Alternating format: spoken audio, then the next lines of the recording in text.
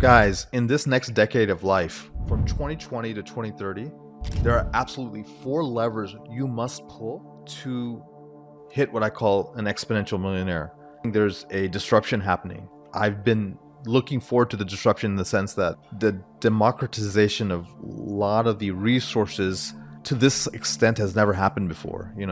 I'm a student of history. I've studied Rockefeller. I've studied, the Bill Gates of the world. We've studied all these people who've had tremendous amount of success.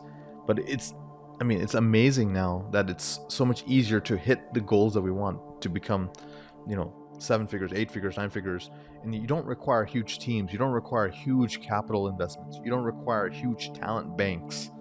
You can do it, a lot less. And so let me share with you what I'm trying to learn myself and what I'm implementing in my companies to help me become this concept of the exponential millionaire. So there's four main levers you want to pull. You want to pull first labor, right? You want to create a team.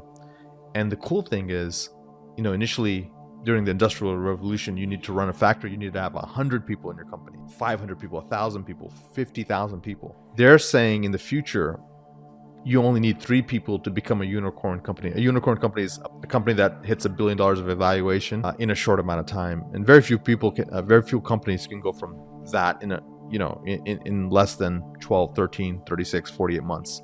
As an example of this, Instagram became a unicorn $1 billion valuation with 15 people on their team. So they're saying now that the next unicorn company can probably only need 3 people. Who is that? It would be a CEO/founder, visionary. It would be a COO, operations person.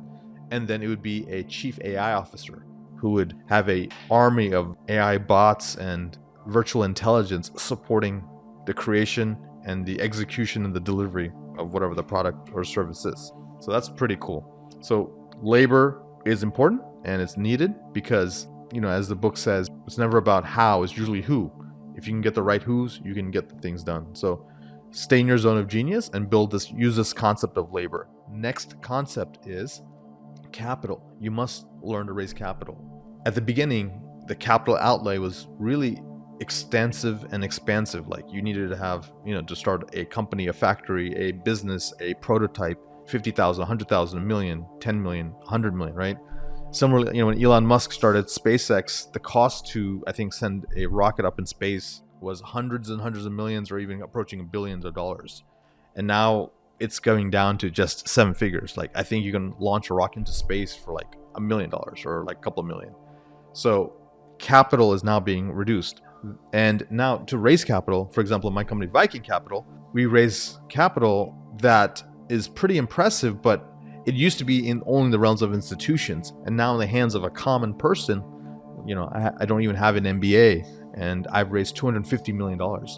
We've done that very simply because we've used technology, we use marketing, we use thought leadership, and we use social media platforms to be able to do that.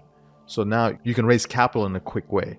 So that's number 2. What was number 1? Number 1 was labor. Number 2 is capital.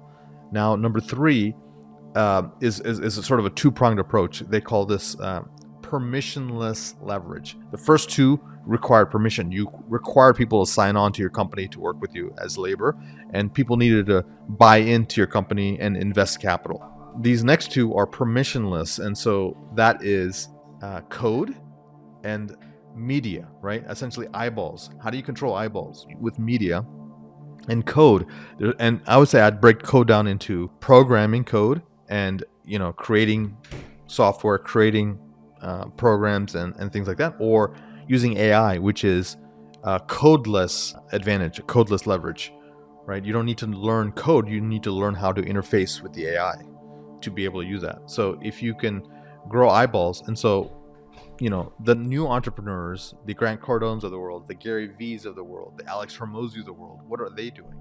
Like a lot of people are trying to gravitate and gain all these eyeballs. And so email lists are important. Having a large Instagram following is valuable, is worth a lot of money. YouTube, we have Mr. Beast. Mr. Beast is a YouTuber who's quite famous, and he routinely has 50 million views, 10 million views on his videos. And his company, someone offered him, I think, $100 million, and he declined it, saying it's worth a lot more than that. There's people, not like official term sheets, but like people that would actually like be able to afford it. Like, yeah, $1 billion if we could own the channel and the companies and stuff like that. Right?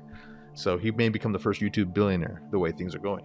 So it is so powerful to capture eyeballs because then you can direct it toward, your choosing, and you can monetize it.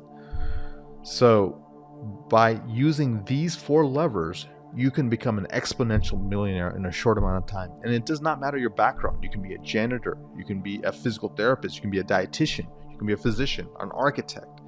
And I've seen all these people have very successful launches and companies grow in a short amount of time. So consider using these 4 leverages and hit your goals and hit that exponential millionaire. And when you do, leave a comment below and tell me how you did it.